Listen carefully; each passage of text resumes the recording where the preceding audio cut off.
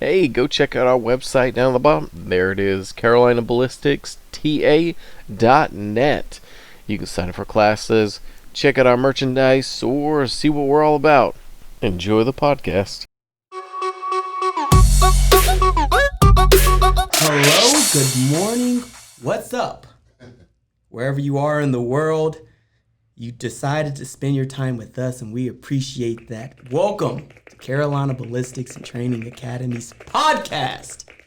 We have a great show for you guys today. Today we have a very special guest, Sheriff Bobby F. Kimbrough Jr. Appreciate that. I think everybody knows about all the great things that you've done in Winston Salem, in connection with how well you've handled certain crisis, Sherriff Kimbrough. But a lot of people don't know about your personal testimony. Tell us a little bit about yourselves for people who don't know who you are. First of all, I want to thank you for inviting me here. I want to thank you for the work that you're doing as well. But I'd be remiss before I began doing anything. I always give thanks to the author of my life and the maker of the heavens and the earth. I always thank God for what he's doing and done in my life. I tell people all the time that I'm just an average boy, average man, just trying to do great things while I'm here.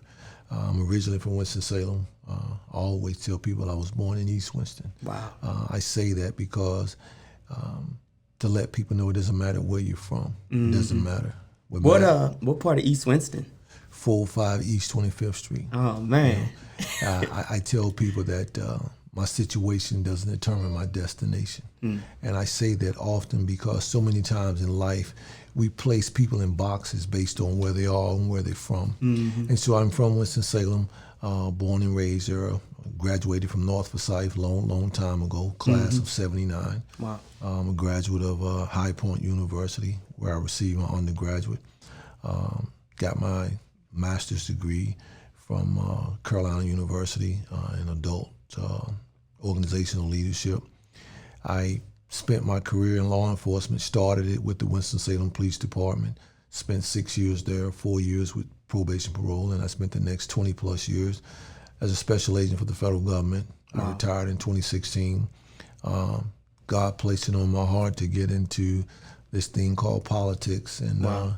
I ran for the office of sheriff in Forsyth County. We won the election, and here I am sitting with you, and I appreciate that. Wow. I think everybody, especially me, I spent a period of my life in Winston-Salem, particularly East Winston. And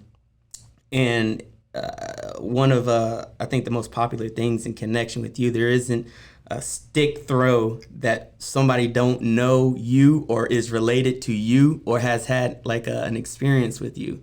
How has that been coming from East Winston into the sheriff's position, having such a connection to the community? I think that has been a blessing, and I say that because anytime you're fortunate and blessed enough to be in a role of leadership, you have to have what I call community credibility. In other words, if you don't have community credibility, then you don't have anything. Yeah. The community has to believe in the leadership. Yeah. I know and you know everything in life rises and falls based on the leadership, present or not present. For sure. And so one of the things that I love about being from Winston-Salem is that I know the people know me. I'm a part of the community. I want to be a part of the community because their problems are my problems and my problems are theirs. And so it's been a fun ride. I love my city. People call it the Tre-Four because it's the 34th county. That's why it's the Tre-Four. Wow. But I love my county, man. It's home. That's kind of incredible because I always thought it was, what they say, triad, Forsyth, so four for Forsyth, but triad for... Nah, it comes from, there are 100 counties in North Carolina, and each county has a number, and Forsyth is 34, and it's based on alphabetical order. Wow, that's really cool. Yeah. So there's questions that we wanted to ask. Sure. You've been able to connect with the community in a number of ways. There, you have the Salvation Army thing that you got going on with your son. even from how you dealt with the crisis that happened in 2020 in connection with the Neville family. You've been able to connect with the community and pretty much avert crisis. In 2020, after the death of George Floyd, pretty much riots broke out across the country. How have you been able to avert that potential issue in Winston-Salem? How were you able to work through that? Here's what I would tell you. It goes back to community credibility. You've got to have credibility in the community because there will be a crisis. It may not be today, but it will be one. Yeah. And when it happens, you can't lock the problem away. You can't shoot it away. You got to have the ability where the community believes in the leadership. That when they look at you, they know that you're telling them the truth. And so we worked on community credibility from day one. And that was one of the things that I said I must have. And so we began that by being a part of the community, by doing certain things in the community, whether from the GED program, whether it's from the food drive, the coat drive, whether it's from taking kids to camp every summer, being a part of the community, adopting schools. We do that every year. I go to school and teach a class every Monday at North Hills Elementary, done that for 2 years running now. And I did that because I have to be relevant in a community that's given me so much. The Bobby Kimbrough that I am is because of the community sold and believed in me. And you're right, 2021 were two of the worst years in modern times. You had COVID, the pandemic, which is not only contagious but dangerous. You had social unrest, which is not only contagious but dangerous. And you had both of those operating simultaneously at the same time. Right? So the historians and Google will tell you that those have been two of the most difficult years in the past 20 years. And so you ask the question, how do you navigate through that? And here's what I tell people is that you navigate through situations by being transparent, by being truthful. And I think I'm really good friends with the Neville family, and they've been really impressed with how open you've been. They've actually also mentioned that you were doing things that could prevent an incident like that from happening ever again. Would you mind sharing what? So me and Sean talked from day one, and matter of fact, I talked to him a couple of weeks ago. Have a lot of respect for the Neville family. When it happened, we came right out, and I made the phone call to him. There's a lot of information out there that me and Sean know. Y'all are good. Exactly. Y'all are good. And so I say that because you have to be transparent and you have to have credibility. And I pride myself on having that in my community. And so some of the things that we learned is that we shifted some things. When you talk about a detention center, detention centers across America are usually where the poor are. Right? Detention centers across America, you have a population of people who don't get a chance to go to the doctor every time they have an ailment. So you come to the detention center already behind the curve. Right? And so you're working twice as hard to try to mend some gaps in a society.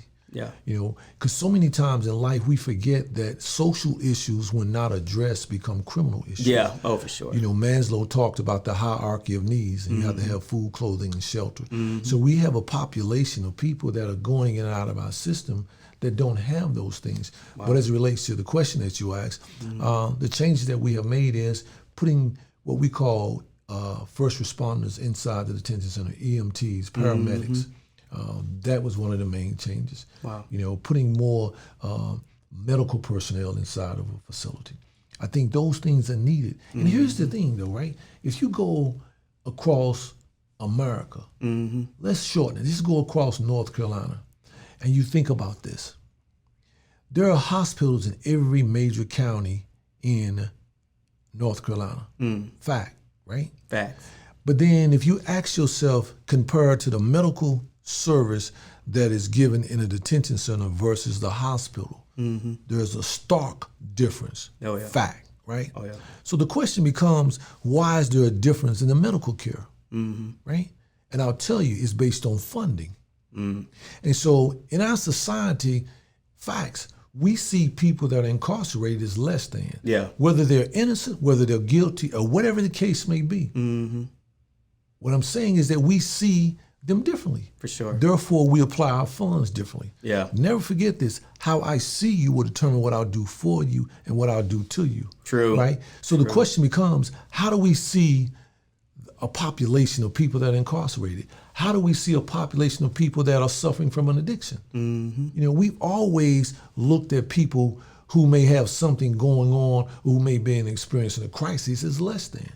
That's an incredible point that you mentioned in connection with understanding perception. You know what I'm saying?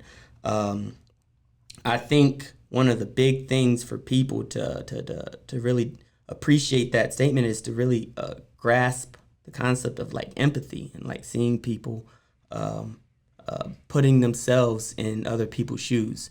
But you've had a number of traumatic experiences that has helped shape your perception of your reality, of the world that you see and how you interact with people. Would you like to share some of those experiences that you've had that helped you reflect that empathy towards others? Yes, one of the things that when we look at ourselves, Mm-hmm. my perception is based on my experiences. Mm-hmm. And what I see affects my vision. Yeah. What I've seen affects what I want to see, my vision. For sure. God has allowed me to see a lot of things in my life, Mm-hmm. which has affected my vision. Mm-hmm. My experience and my exposure has affected who I am and how I see people. I haven't always had the ability to do the things that I do now. Mm-hmm. My story is no different than the guy down the street. Wow. It's just, as my father said, they'll go I had it not been for the grace of God. That's a fact. Yeah. We all have done some things that could have caused us to be in a different place. For sure. Right? And so my life experiences have brought me to the place that I am now. A lot of decisions that I make have brought me to the place that I am. I share the story, most of you know that during COVID, they were still evicting people. Mm-hmm. And that was very difficult for me. It was, because see, I've been evicted before. Wow. Right? Wow. And I tell the story, it's public information. I lost some things in life. Wow. I did. And I'm not ashamed to say that, because everything I lost, God has given me not double, but he's given me quadruple for the trouble. Wow. And so what I'm saying is that during the pandemic, we were evicting people. And if you go back and fact check me, we came out, how do we stop this? The sheriff couldn't stop that.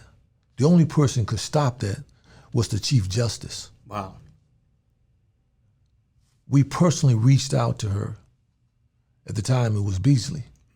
Cheryl Beasley. Cheryl Beasley, Mm-hmm. the Chief Justice. And you know what? She saw it the way we saw it. And she was the one that stopped that. Wow. But here's what I'm going to tell you.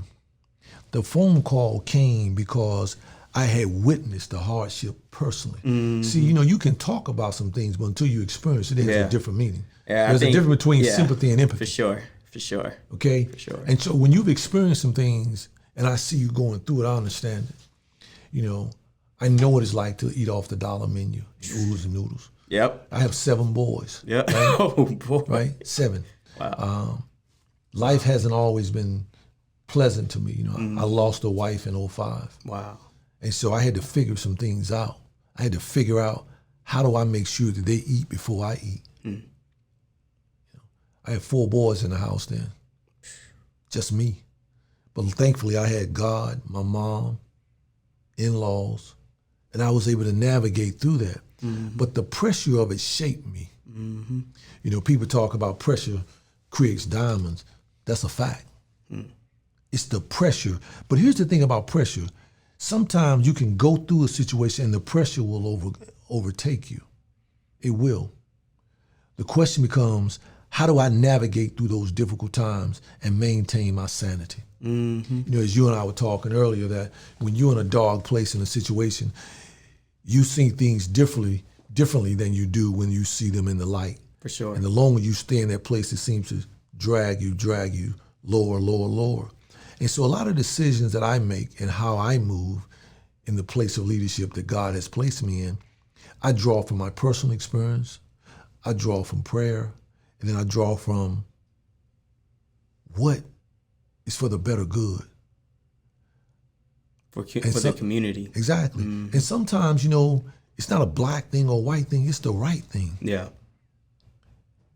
And sometimes it's not a Republican or a Democrat, it's a life and death thing. I think that's the very real reality of the world that we live in, is that poverty and being poor isn't necessarily a racial concept. It's honestly just a basic human reality. You know Facts, what I'm saying? facts. For sure. One of the things when I was in school, I didn't quite understand it. There was a sociologist named of Manslow, and he talked about this. Maslow's law. He talked about this thing called hierarchy of needs, right? At the bottom of that, he talked about food, clothing, and shelter. At the top of the pyramid was self-actualization. That's when you have reached the top of the pyramid, you know who you are, and all those things you have met: food, clothing, and shelter. You have self-esteem and all of that, right? It's hard for you to have those things when the basic needs are not met. True. It's hard for you to have a third floor if you don't have a second and first floor. Right? If you don't have safety and security, you don't have to worry about the rest of it. If you don't have food, clothing, and shelter, what do you have? Yeah. So I can't talk about being this whole person until I have some basic needs met. And in our society, there are some gaps that we have yet to fill, and that's why you see some of the things that you're seeing across our country: the violence, the gangs, and so many things are happening. I was looking at one of your clips, Sure. and I think at the time you had just had a school shooting, and September the 1st. Yeah.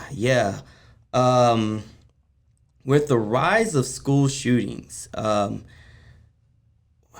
what would you suggest for parents who have children who are putting their kids into school? What would you suggest to them to prepare their children for the new age of world that we are entering into, that of possible events of like mass shootings and stuff like that? I would even take it a step before I got to the parents. The question I would ask is that those people that write the checks, those people that make the decisions, right? How safe do you want your schools to be? The most valuable asset that we have in this world is our children. It's human assets, right? For sure. And so, you've been a military man, you understand that. Well, why is the airport safer than my school? Right? Yep. We have the ability to make our schools safe. The question is, do we want to put the money there? And that's often the issue. Yeah. Right? Funding. Yeah. I was talking to the new rabbi that just arrived in Winston. He and I was talking about money and budgeting, right? And he said budget is just a reflection of your values. What do you value? What do you value? It's not a money shortage. Do you value? Priority. It's a priority. Do you value your schools being safe? I think you put it like that. What I've constantly found to be the issue is that, it's probably the same reason why mental health is probably underfunded across the board. You know what I'm saying? And it's that there isn't really a whole lot of money to be made there for certain people, so they don't invest there. See, when you talk about money in America, money in our society, money gives you exposure, money gives you access. I've never been to the store and somebody said, where do you get the money from? Wow, true. We have multi-millionaires and billionaires that started out hustling, right? Fact, right? Nobody never asks you where you get the money from, right? True. The question is, do you have it? Wow. Do you have it? Because I don't care where you got it from, as long as you got it. Money will open doors for you that a lot of things won't open. Yeah, that's the truth. Money will make your enemies your friends. Speak on it. That's a fact. Yes, sir.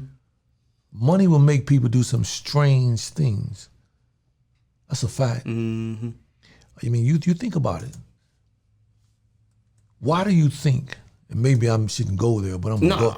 But I'm gonna go, right? Yeah, for sure. I'm gonna put it in a metaphor. Let's say that and then I'm gonna let your audience figure it out. Let's say you are a country and I'm a country. And let's say you borrow money from me, a couple trillion, right? Now you owe me a couple trillion. Wow. All I care about is you giving it back to me, right? True. But I know that you producing drugs and selling them in my country. I could stop you, but I won't get my money back. Oh, man. I'm just asking. Yeah. I'm just asking. Yeah. I'm just giving you hypotheticals. Yeah. You know, I didn't put Yeah. no names. I'm just giving you hypotheticals. Yeah. So what I'm saying to you, make no mistake about it. Money matters. Money absolutely matters. Absolutely. That's wow. Yeah, that's good. So in your career, you've been able to achieve certain heights. What would you tell the young kids coming up? What would you encourage them to do in connection with whom they can become and what they can achieve? Man, there's so many things I tell young kids all the time. One of my greatest passions is talking to kids, and I tell you why, because nowhere in life do you get a chance to stand in the present and talk to the future, right? Yeah. And so I love talking to kids, and what I tell them all the time is that your situation don't really matter in the grand scheme of things. For sure. It's what the decisions you make in that situation. Because if you realize that my destination is greater than my situation, and what's happening is if they can kill me before I reach my destination, they've done their job. But if I just hold on and keep moving till I reach my destination, I can change lives. True. If I would have quit a long time ago, you and I would never been sitting here. Yeah, true. Right?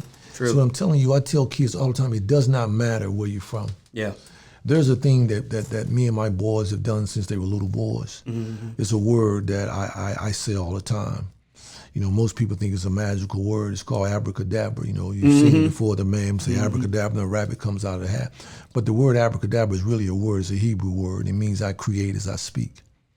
In other words, I have the ability to create as I speak, right? The Bible calls it the tongue has the power of life and death. So just freeze for a moment. If the tongue has the power of life and death, life being the beginning and death is the end, that means I have the ability to speak everything in between that. And even that, right?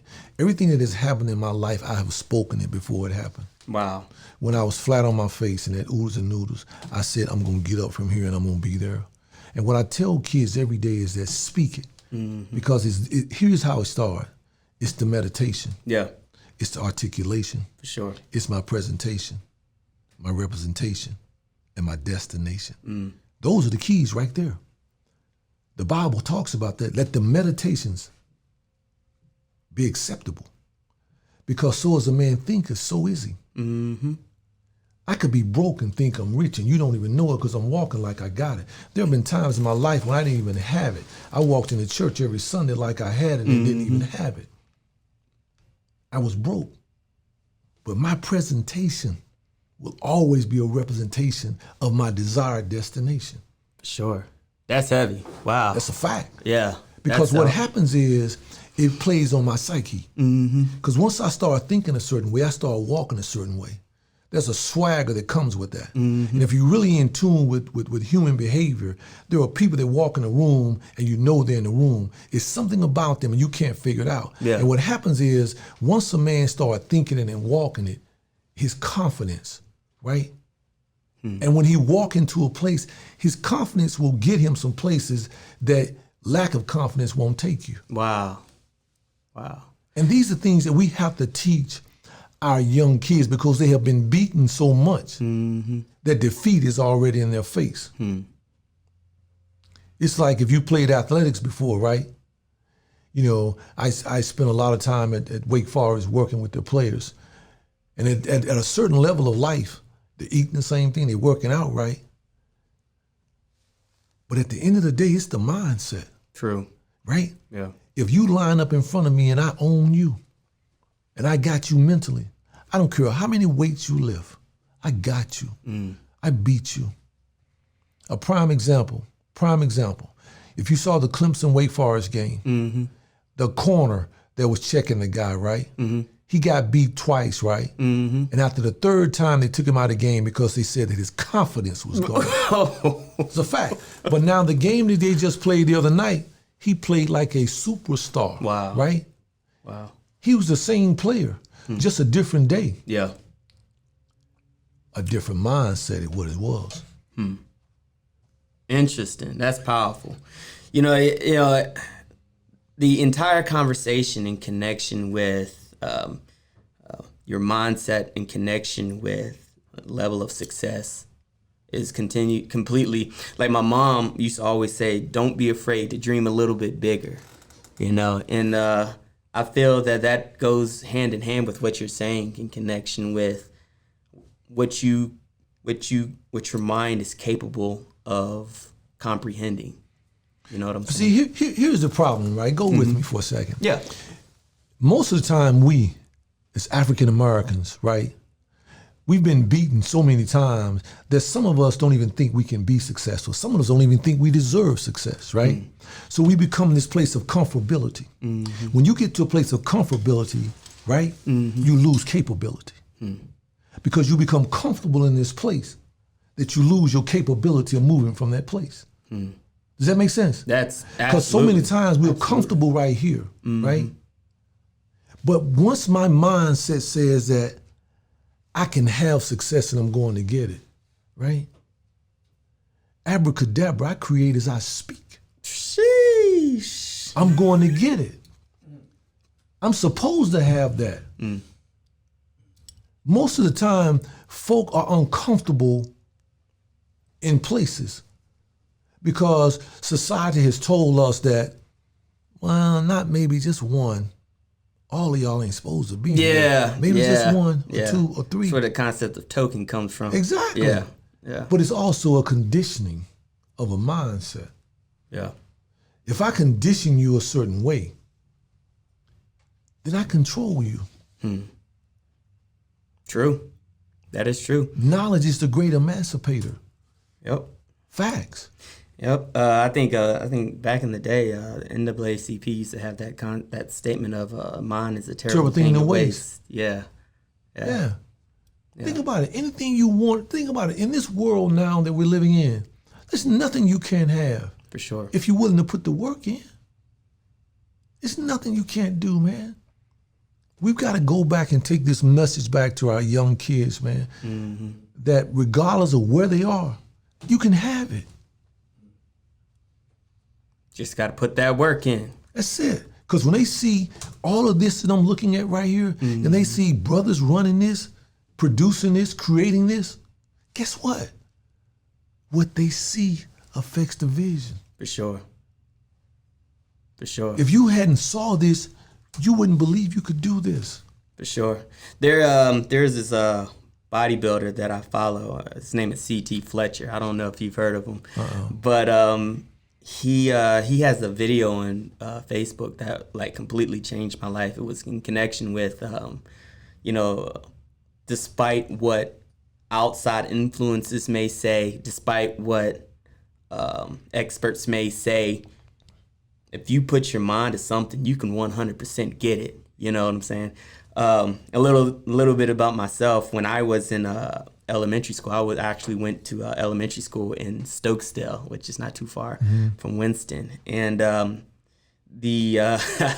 I was in the 5th grade, we took one of those like aptitude tests, ability test, right? According to your likes, right?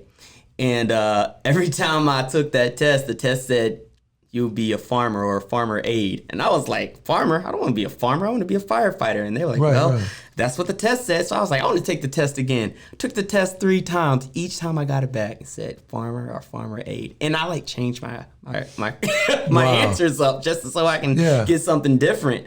But like, I remember I took that back to my parents, and my parents was just like, you can be whatever you put your mind to. That's a fact. You know what I'm saying? We underestimate the power of the mind. We really underestimate that so many times, right? I tell a story that when I was in Quantico at the FBI Academy, they told a story about a critical incident that took place. One guy had gotten shot twice in lethal spots on his body that should have died. Jeez. One guy had a flesh wound, right? Mm-hmm. And to show you the power of the mind, said the guy that had got shot in fatal, what should have been fatal shots, said that I'm gonna see my daughter graduate. Wow. I'm gonna walk her down the aisle. Wow. He created a mindset of survival. The other guy who got the flesh wound kept saying, I don't wanna die, I don't wanna die.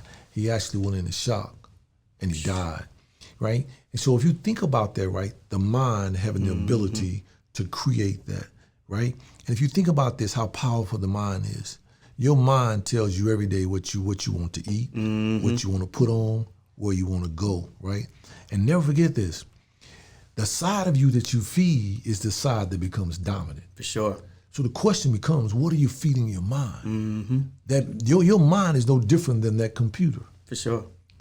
It's been programmed. You have been programmed. We have been programmed. You know, the things that you learn in school from K to 12, it is a sense of programming you. Yeah, programming. Yep. Right? Yep.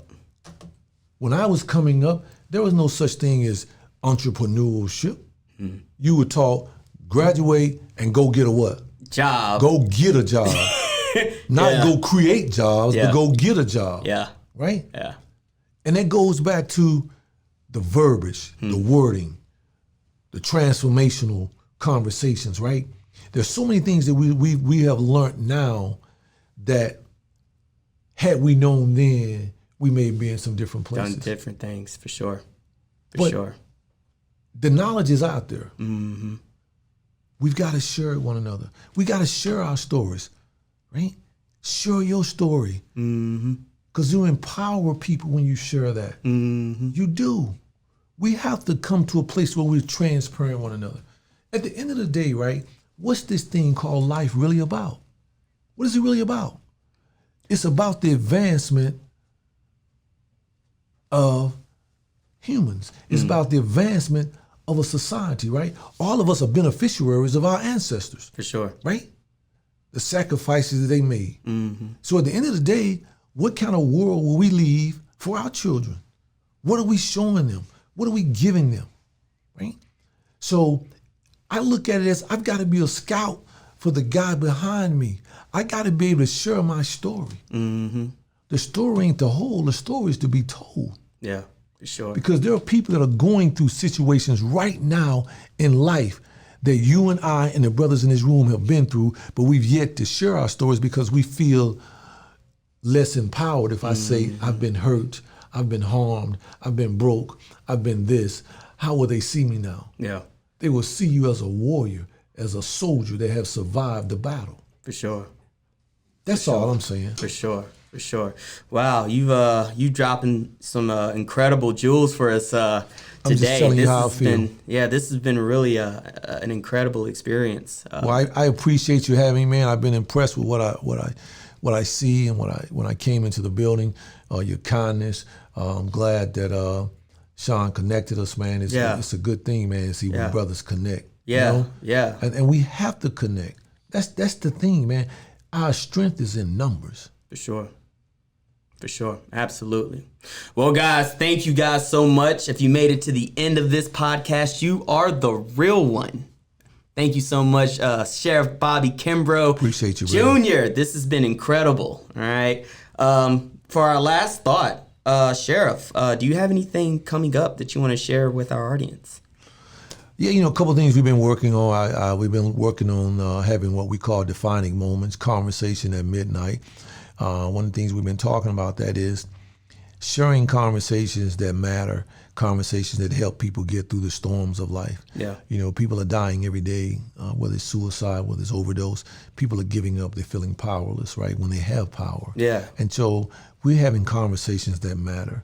And so I believe that I have survived some things for me to share my story. And that's why years ago I would have been afraid to share my story.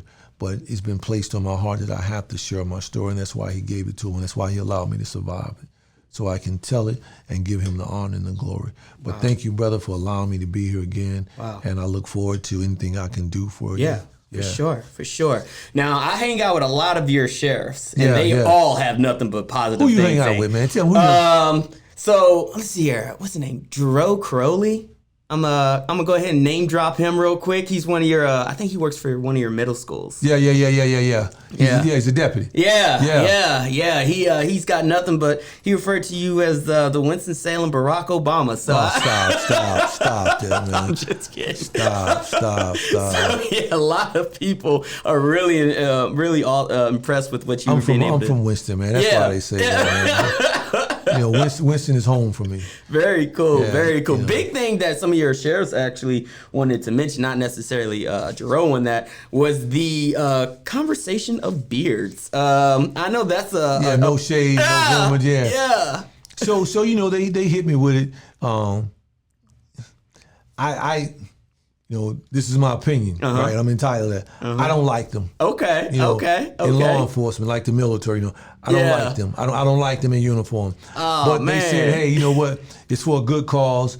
So I think they pay $100 and they get to For a month, right? Yeah. $100 a month. They get to do it for October, November, and now they're trying to carry it into December, right? Wow. I say, wow. So here we go, October, November, December, right? But you know, sometimes when you get a certain age, sometimes you have to give a little bit and blend with the culture. But it's only going to be 3 months. I promise you that. Well, there you go, sheriffs. I promise you that. No go. Yeah, I promise you that. You're only going to get 3 months of That's a beard. it. That's it. Sucks to suck, nerds. That's it. Thank you guys so much. Y'all been so great. Thank you, Sheriff Appreciate you, Kimbrough, for brother. having Thank you, us. This man. has been great. Yeah. And we have nothing else for you.